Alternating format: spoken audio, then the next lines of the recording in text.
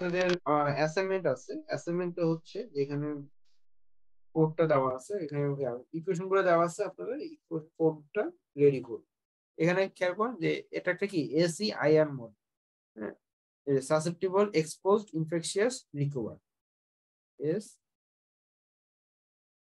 I R. এবং এই যে বিটা আলফা গামা এগুলো হচ্ছে কি যে রেট, হ্যাঁ, এটা সাসেপ্টিবল থেকে এক্সপোজ হওয়ার সম্ভাবনা যে কোফিসিয়েন্ট আছে সেটা বিটা, এক্সপোজ যা আছে তার থেকে ইনফেক্ট হওয়ার সম্ভাবনাকে আলফা, এবং ইনফেকশিয়াস থেকে রিকভারি রেটটা হচ্ছে গামা। ইনফেকশিয়াস রেট আলফা এবং এক্সপোজ রেট বিটা। তো এই যে এসিআই আছে এদের মধ্যে যে রিলেশন আছে এটা হচ্ছে এই রিলেশন দিয়ে প্রকাশ করা যায়। হুম,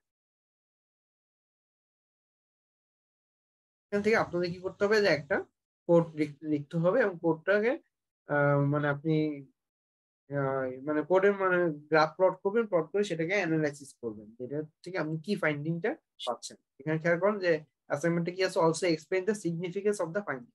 আমরা যদি গ্রাফ পেলে তো হবে না, আমাদের ওখান থেকে আমাদের যে রিসার্চ পারপোজ আমরা ইউজ করতেছি, আমরা সেখান থেকে আসলে কি ফাইন্ডিংটা করতে পারছি, আমাদের মানে রিকভারি রেটটা বাড়তেছে নাকি মানে এক্সপোজ বেশি হচ্ছে, এই টাইপের যে ফাইন্ডিং গুলো আছে সেই ফাইন্ডিং গুলো অ্যানালাইসিস করবেন।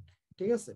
আর হচ্ছে আরেকটা হচ্ছে এখানে যে সেম একই ভাবে যে আমাদের যে এইচআইভি বা এইডস আছে সেই এইডসটা সলভ করার জন্য চেষ্টা করা হচ্ছে।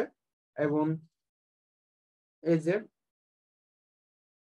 the basic model of for T cell and virus dynamic has a system of three equation। এই যে সায়েন্টিস্টরা এই তিনটে ইকুয়েশনের মাধ্যমে যে সেলটাতে অ্যাটাক করা হয়, হ্যাঁ, এসআইভি ভাইরাসটা যে সেলকে অ্যাটাক করে সেই সেলের বিহেভিয়ার ক্যারেক্টারিস্টিককে এই তিনটে ইকুয়েশনের মাধ্যমে প্রকাশ করছে, হ্যাঁ, ম্যাথমেটিক্যালি ফরম্যাট দেওয়া হয়েছে।